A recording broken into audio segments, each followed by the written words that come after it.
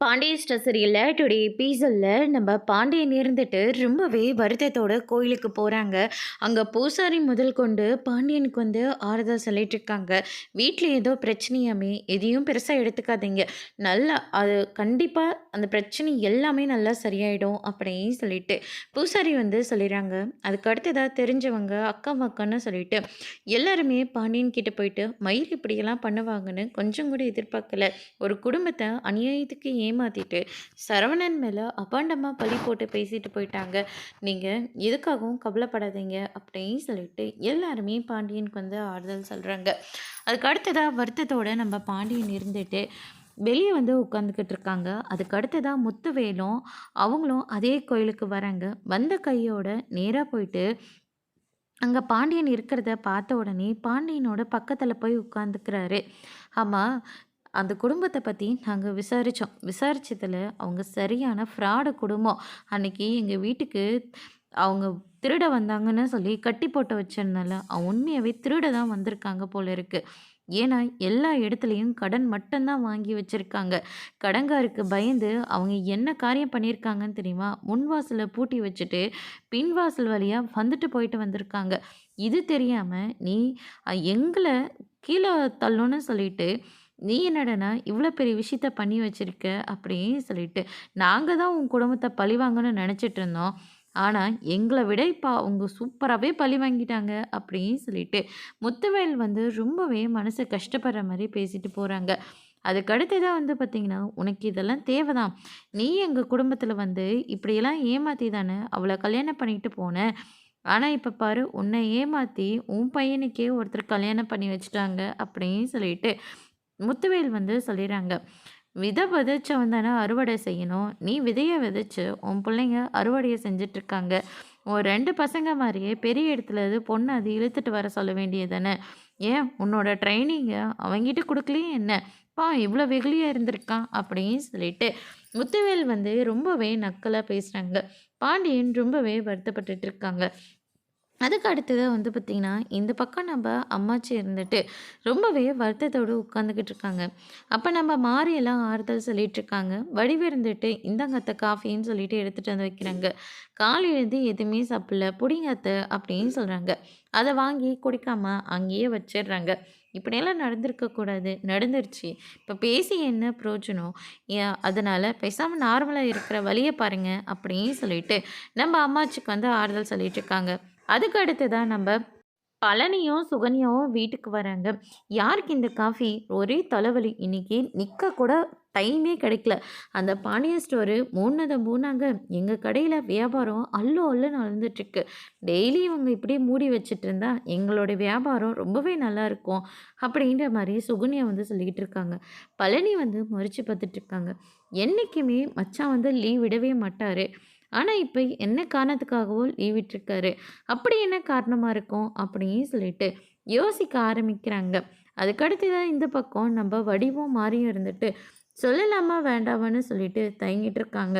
அதுக்கு அடுத்து தான் பார்த்திங்கன்னா உங்கள் அக்கா குடும்பத்துக்கெலாம் இப்படி நடந்திருக்கவே கூடாது அப்படின்னு சொல்லிட்டு நம்ம அம்மாச்சி ஒரு பக்கம் சொல்லிக்கிட்டு இருக்காங்க.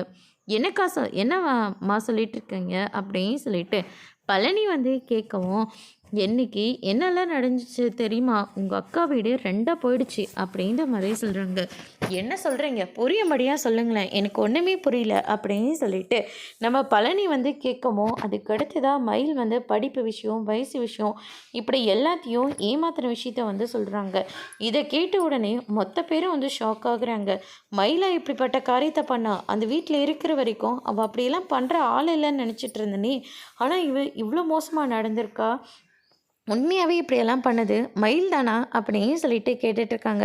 மயிலே தான். அவள் செஞ்ச தப்பை மறைக்கிறதுக்காக தான் எல்லார மேலேயும் பாசம் இருக்கிற மாதிரி அக்கறை இருக்கிற மாதிரி அவள் காட்டிகிட்டு இருந்திருக்கா. ஆனால் யாருமே இதை புரிஞ்சுக்காம அவங்கள ரொம்ப நல்லவங்கன்னு சொல்லி ஏமாற்றி கல்யாணம் பண்ணி இத்தனை வருஷமாக வாழ்ந்துட்டுருக்கா. பாவம் சரவணனுக்கு இப்படியெல்லாம் நடக்கணும் அப்படின்னு சொல்லிட்டு வருத்தப்பட்டுட்டு இருக்காங்க. உடனே பழனி இருந்துட்டு நான் இப்போவே அக்கா வீட்டுக்கு போகிறேன்னு சொல்லிட்டு கிளம்புறாரு. நீ எதுக்குடா அங்கெல்லாம் போயிட்டுருக்க? அங்கெல்லாம் ஒன்றும் வேண்டாங்க, சொன்னால் கேளுங்க அப்படின்னு சொல்லிட்டு கோமதி நம்ம சுகன்யெல்லாம் தடுத்துட்ருக்காங்க. அதுக்கு அடுத்ததா வந்து பார்த்திங்கன்னா, இந்த மாரி நேரத்தில கண்டிப்பா நான் அங்க தான் இருக்கணும். அவங்க என்ன பேசினாலும் பரவாயில்ல, என்ன திட்டினாலும் பரவாயில்ல. அத பத்திலாம் நான் கவலையே பட மாட்டேன் அப்படின்னு சொல்லிட்டு, நம்ம பழனி இருந்துட்டு நேரா கோமதியோட வீட்டுக்கு போறாங்க. அங்க வந்து பார்த்திங்கன்னா, நம்ம கதிரு, செந்திலலாம் இருந்துட்டு, "அண்ணா நம்ம ஏதாவது கொஞ்சம் வெளிய எங்கேயாச்சும் போயிட்டு வரலாமா?" அப்படின்னு சொல்லிட்டு கேட்கவும், "இல்லடா நான் எங்கேயும் வரதா இல்ல. நான் ரூம்ல கொஞ்ச நேரம் இருக்கேன்." அப்படின்னு சொல்லிட்டு ரூமுக்கு கிளம்புறாங்க. பழனி இருந்துட்டு, "டேய் மாப்ள" அப்படின்ற மாரி சொல்றாங்க. "மாமா வாங்க மாமா" அப்படின்னு சொல்லிட்டு, சரவணன் போயிட்டு பேசலான்னு சொல்லிட்டு போறாங்க.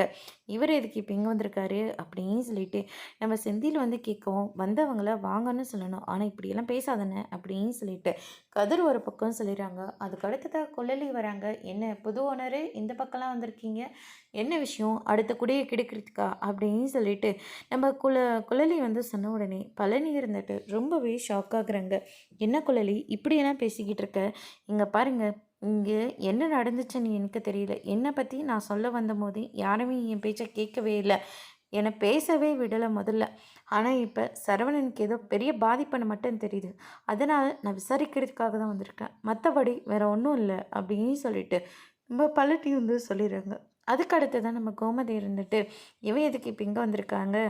உங்கள யார் இங்க வர சொன்னாங்க?" அப்படின்னு சொல்லிட்டு கேட்கவும், "என்னக்கா இப்படியெல்லாம் பேசிக்கிட்டு இருக்க?" அப்படின்னு சொல்லிட்டு பழனி ரொம்பவே வருத்தப்படுறாங்க.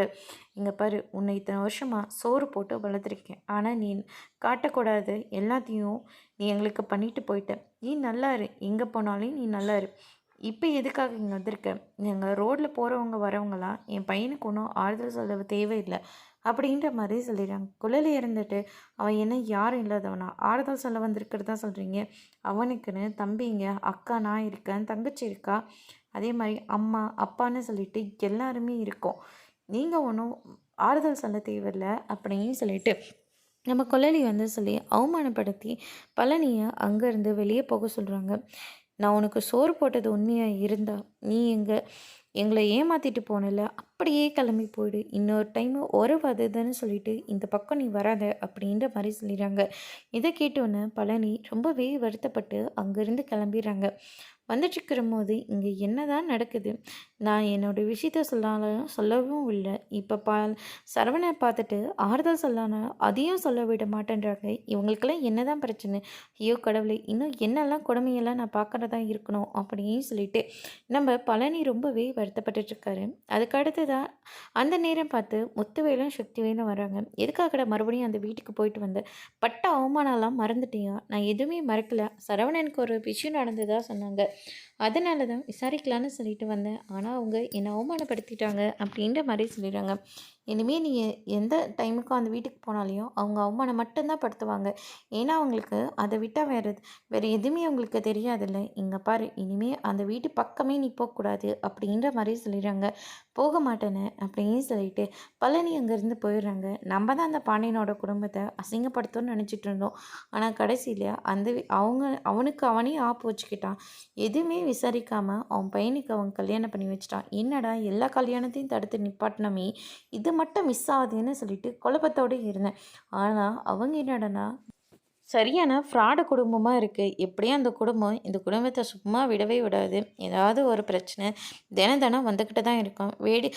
வேடிக்கை மட்டும் பார்க்கறது தான் நம்மளுடைய வேலை. நாம இப்போதைக்கு இதில கேம் விளையாட முடியாது." அப்படின்னு சொல்லிட்டு ரொம்பவே சந்தோஷமா அங்கேருந்து போறாங்க.